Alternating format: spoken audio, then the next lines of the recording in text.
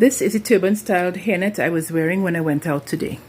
Why am I telling you this? Because I am still befuddled by some people's lack of basic civility, especially when dealing with strangers.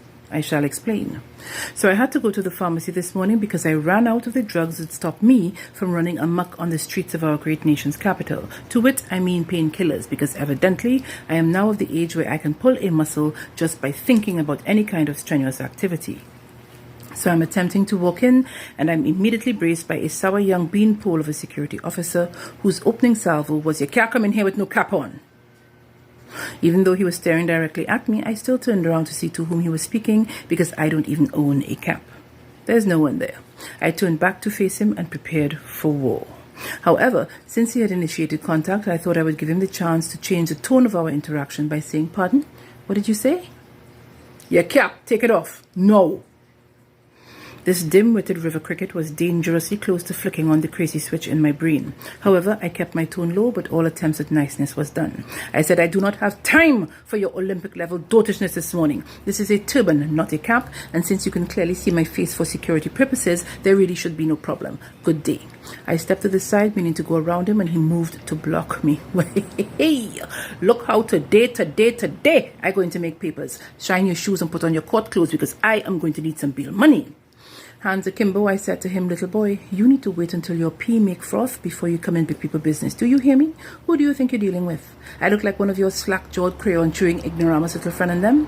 You and your assholery need to get out of my face right to hell now."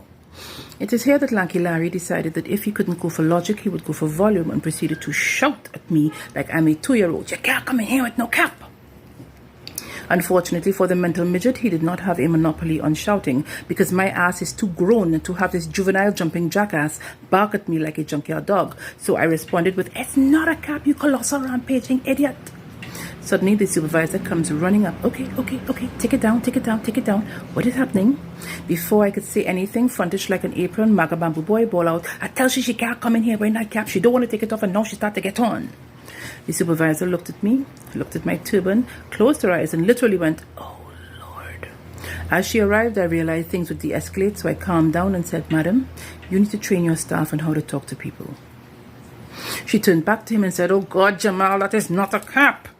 She then turned to me and said, "Ma'am, I'm so sorry, please go on ahead inside." Then she turned back to him and said, "Come here." And the two of them went outside to have a discussion.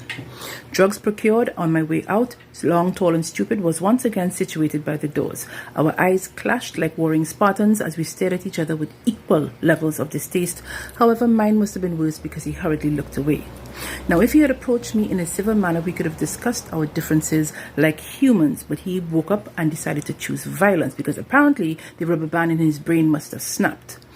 My point, beautiful people, is that sometimes it is very difficult to be civil, but wherever possible, choose civility before aggression, because it can only make things worse. Please and thanks.